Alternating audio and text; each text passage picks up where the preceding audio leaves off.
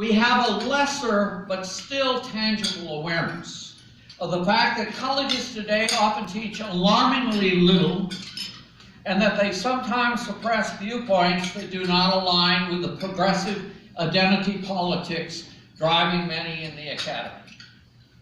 Additionally, we're increasingly aware that for many Americans, college is a risky investment, since many fail to graduate and others become underemployed, taking jobs usually filled by individuals with just a high school diploma.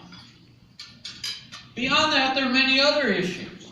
The significant and rising cost of intercollegiate athletics on some campuses is one.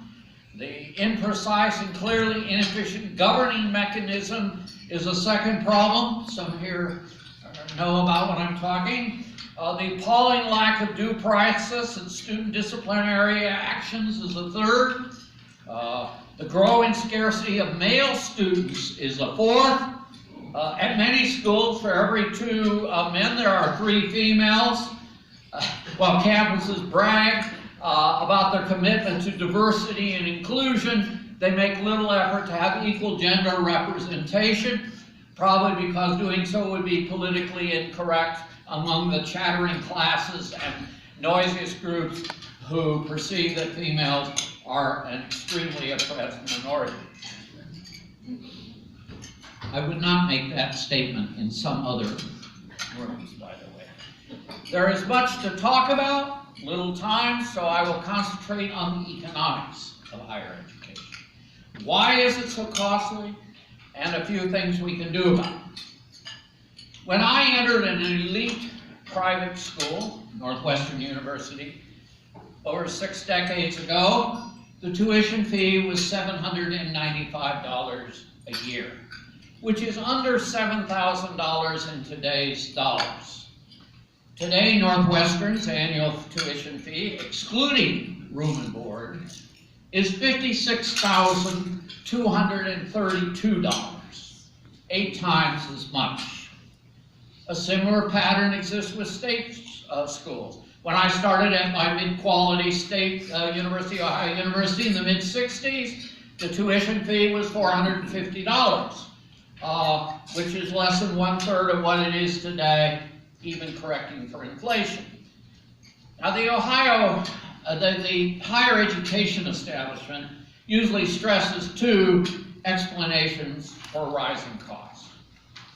First, echoing Princeton economist William Baumol, 2 William and Mary economists have argued that higher education is a service industry where productivity improvements are hard to accomplish.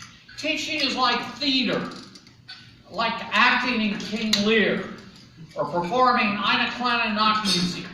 It takes as many actors today to perform Shakespeare's Lear as 400 years ago, and it takes at least 4 musicians to do the Mozart masterpiece, just like it was when he wrote it 233 years ago.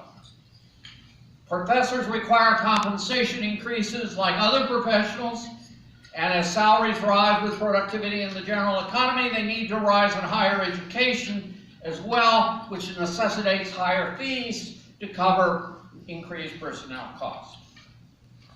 A second explanation for rising student fees is that state governments are reducing their support for higher education.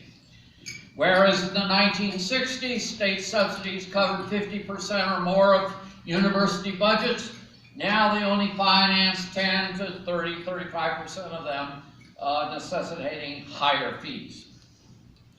Now, these explanations, I think, are both relatively weak. With respect to the Baumol hypothesis,